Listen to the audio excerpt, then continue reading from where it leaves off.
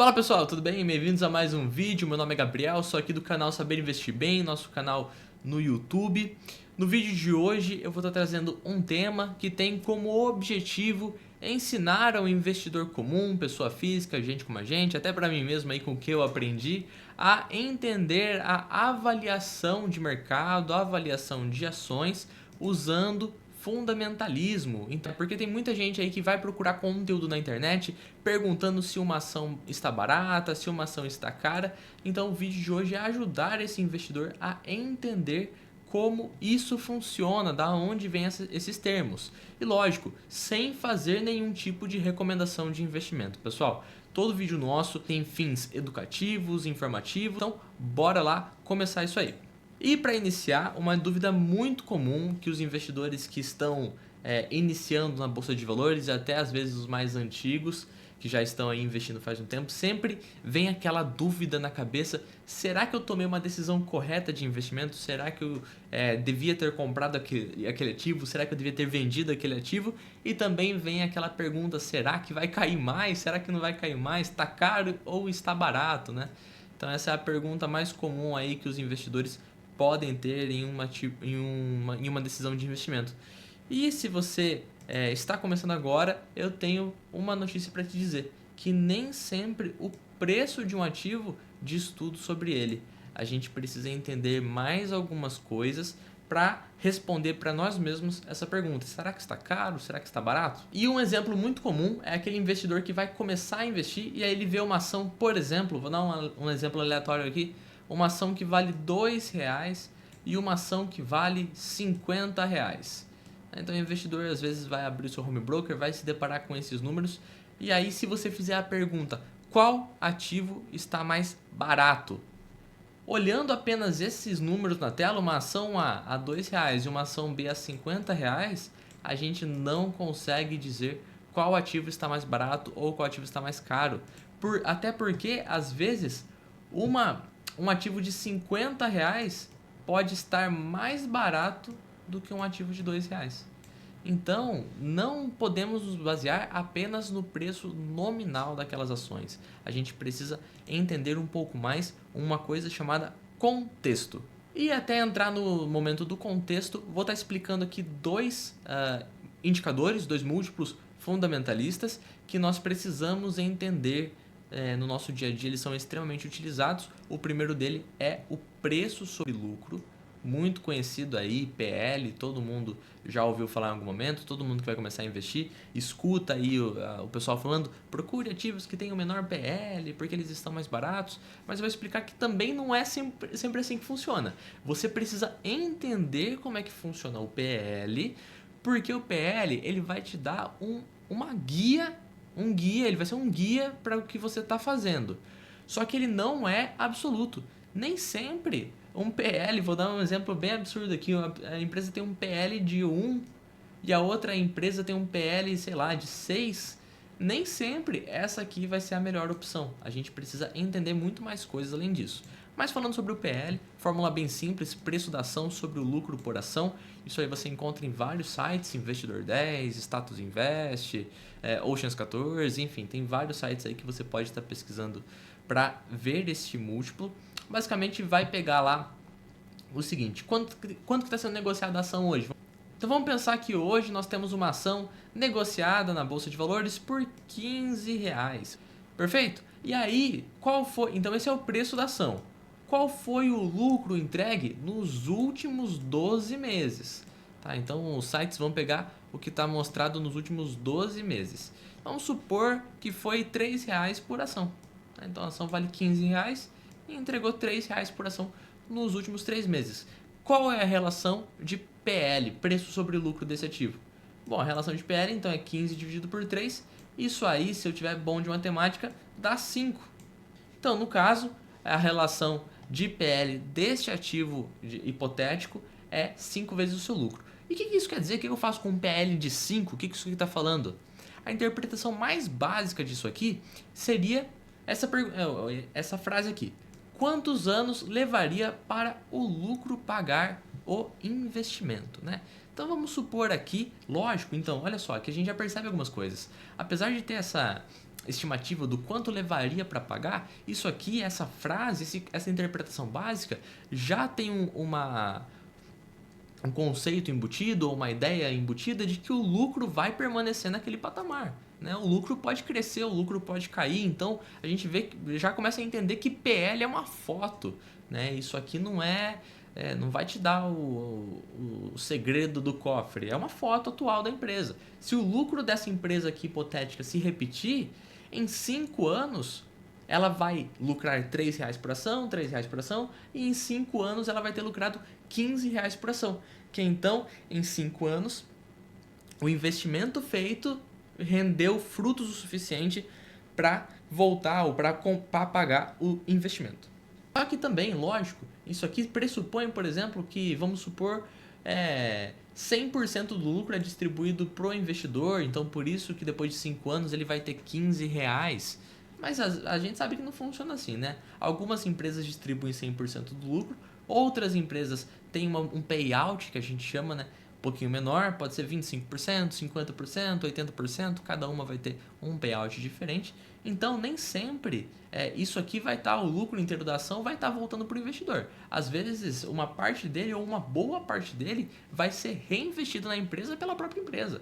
Né? Então, parte pode ser distribuída para o investidor e a parte que não for distribuída fica no caixa da empresa para ser utilizada para amortizar dívida, para fazer um investimento, enfim, para várias coisas. E é por isso que eu digo que nem sempre um PL baixo é melhor. Por que então, se isso aqui significa quantos anos vai levar para o meu investimento se pagar, por que nem sempre um PL baixo é melhor? Se eu tivesse um PL o suficiente para pagar meu investimento em 1 ano, isso seria muito bom. Concordo que seria muito bom. Mas por que eu estou falando que nem sempre um PL baixo é melhor? Porque isso aqui é uma foto, eu digo e repito, é uma foto da empresa. Pode ter acontecido várias coisas que influenciam nesse PL. Vamos supor, por exemplo, alguns efeitos extraordinários. Um efeito extraordinário que seria, por exemplo, um lucro muito alto. Deixa eu colocar aqui a relação aqui, ó, bem aqui em cima. P e o L embaixo, né? Vamos supor um lucro muito alto em 1 ano. O que acontece? Vamos supor que a empresa vendeu uma participação aí que ela tinha, vendeu um imóvel, gerou um lucro estrondoso naquele período e está dentro do último ano, vai aparecer nos sites um PL muito mais alto. Por quê? Porque esse carinha aqui de baixo, que a gente chama de denominador, ele vai estar mais elevado e aí vai criar uma distorção. Só que aí quando você puxa o histórico, vamos supor que aí tá assim, em 1 ano foi 8 vezes o lucro, em outro ano foi 7, outro ano foi 10. Aí de repente nesse último ano foi 2 vezes o lucro, um PL de 2. Não, pera aí, alguma coisa aqui realmente saiu do costume daquela empresa, né? Então, por isso que nem sempre um PL baixo é melhor, porque pode ter alguma coisa escondida, como por exemplo algum fato negativo que jogou o preço da ação para baixo, né? Alguma coisa que pode ter acontecido que jogou o preço da ação para baixo, jogou o P para baixo, o que vai acontecer? Vai ter também uma relação de PL menor e é um pouquinho incorreta. Se você se basear só nisso, você vai tomar uma decisão ruim de investimento. O nosso segundo indicador que eu vou estar trazendo hoje é o famoso Dividend Yield, conhecido também como DY, né? O pessoal fala bastante, empresas boas pagadoras, tem um dividend yield baixo. Calma lá, vamos sempre entender o contexto dos investimentos que a gente está fazendo, né? Então a fórmula ela é bem simples, dividendos pagos nos últimos 12 meses sobre o preço da ação. Então se uma empresa aí, vamos pegar a empresa anterior nossa, ela lucrou R$3 por ação, né, no slide passado aqui, mas vamos supor que ela não paga R$3, ela tem um payout de 50%. Então na verdade ela pagou no último ano 1,5, R$1,50 e ela vale hoje R$15. Qual que é o payout, ou melhor, qual que é o dividend yield dessa empresa aqui? Acertou, nos últimos 12 meses o payout foi de 10%, perfeito? Olha só que interessante, então, a gente tem, já sabe calcular a fórmula de dividend yield. E então eu tenho essa informação de um dividend yield de 10%, o que isso aqui quer me dizer? Um dividend yield mais elevado, ele pode indicar boas pagadoras de dividendo, né? Então, normalmente a empresa tem um dividend yield mais elevado, significa que ela paga mais proventos. Só que aqui também a gente tem que tomar atenção, porque nem sempre um yield alto significa outra coisinha que se chama consistência ou sustentabilidade do dividendo. Então, me lembra que no exemplo anterior eu disse que de repente o lucro da ação em um ano específico disparou por causa de uma venda de um imóvel e às vezes aquilo aí não vai se repetir. E se a empresa decidir distribuir todo aquele lucro? Você vai ver que em um ano específico o yield foi extremamente mais elevado. Às vezes você pega o histórico, o dividend yield da empresa é assim, ó, 0, 0, 0, 2, 0. Aí de repente num ano que ela vendeu o imóvel, que inflou o balanço dela, deu um lucro elevado, 10. Aí depois no outro ano, se você não tomar cuidado, se ela não apresentar resultado, 0, 0 e por aí vai. Então nem sempre você pega a foto aqui 10% de dividend yield, nem sempre quer dizer que essa empresa sempre pagou bons dividendos. Então por isso que é interessante olhar o histórico, porque senão você pode se assustar. E uma coisa que eu vou falar, cuidado com armadilhas. Eu acabei de comentar isso quando eu falei sobre o PL muito baixo do nada, um dividend yield muito elevado, porque isso aí às vezes pode não ser sustentável. E também ações com múltiplos baixos, vamos supor aí que tem um PL mais baixo, que é o que a gente está falando, um PL mais baixo, não significa que ela vai subir. Ela pode continuar caindo, ela pode ter algum problema oculto. Perceba que eu estou usando a palavra pode, né? Não significa que tem. Então, pode ter um problema oculto. Por isso que é importante estudar as empresas que você está investindo. Mesma coisa com ações com múltiplos altos. Vamos supor que uma empresa tem um PL de 50 vezes o seu lucro. Ela pode continuar subindo. Né? Não significa que porque ela está com 50 vezes o lucro, ela não vai continuar crescendo. Por que isso pode acontecer? Porque às vezes, aqui ó, vamos supor, essa linha aqui vai ser o lucro da ação, perfeito? Vou colocar uma linha amarela agora, essa linha amarela vai ser o preço da ação. Vamos supor que então essa distância aqui, deixa eu colocar em azul, vai ser aí o quanto ela tá, quantas vezes ela está sendo negociada ao seu lucro. Né? Vamos supor que é 50 vezes o lucro, igual eu estava dando exemplo aqui agora. Só que às vezes isso está acontecendo porque o mercado espera que essa empresa vai continuar entregando altíssimos lucros, ou com uma empresa de alta rentabilidade. Imagina então, ela continua reportando um resultado muito bom aqui. O investidor às vezes pode olhar aqui e falar assim, nossa, 50 vezes o lucro, né? Só que aí o preço pode subir junto também, né? E às vezes no futuro ter uma distância bem maior, às vezes vai que é 70 vezes o lucro. Da mesma forma que uma empresa com um múltiplo mais elevado, se não entregar o resultado esperado, pode ter uma queda no seu valor de mercado e às vezes uma queda forte, tá bom? Então, o que eu estou trazendo com isso aqui? Não olhem números isolados. Os mestres, o que dizem os mestres? Peter Lynch, um investidor que eu gosto bastante, diz o seguinte: compre o que você entende. E você não entende nada, mas você quer investir ali só porque está todo mundo investindo? Cuidado, compre o que você entende. Se você entende de bancos, então beleza, estude os bancos. Não estou falando para você comprar banco, estou falando estude. Você entende de seguro? Estude seguradoras. Enfim, agora quero entender de energia elétrica. Estude energia elétrica. Toda essa frase do Peter Lynch, o que ele está querendo dizer com isso? Está envolvido em estude os ativos. Não compre porque os outros estão comprando ou porque você viu na internet, tá bom? Então estuda.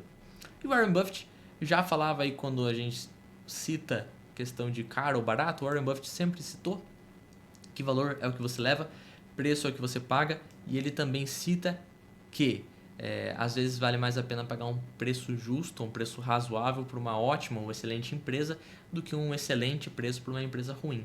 Então tem esse detalhe aí também. Então os mestres dizem isso. Peter Lynch fala para a gente comprar o que a gente entende e Warren Buffett explica um pouquinho sobre valor e também sobre preço justo. Conclusão do nosso vídeo.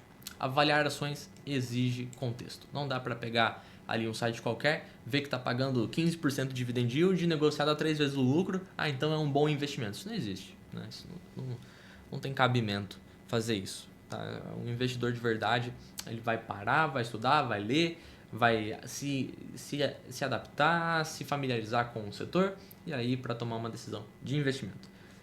Esse segundo ponto que é muito importante. Use os múltiplos como bússola para te guiar aí, para ter uma ideia do que está acontecendo, mas não como sentença. Ou seja, não invista baseando-se neles, tá? Nem sempre um PL alto é ruim, nem sempre um dividend baixo é ruim. Da mesma forma que nem sempre um PL baixo é bom e um dividend yield alto é bom. Pense como dono e não como apostador, o que é o mais difícil aí para quem está começando. Porque às vezes a pessoa quer comprar para fazer um dinheiro rápido. Fala assim, não, esse aqui, ó, essa ação vai estourar. Aí no fim não estoura, não acontece nada, cai, vira pó. Então tem que tomar cuidado. Não tente apostar na bolsa de valores.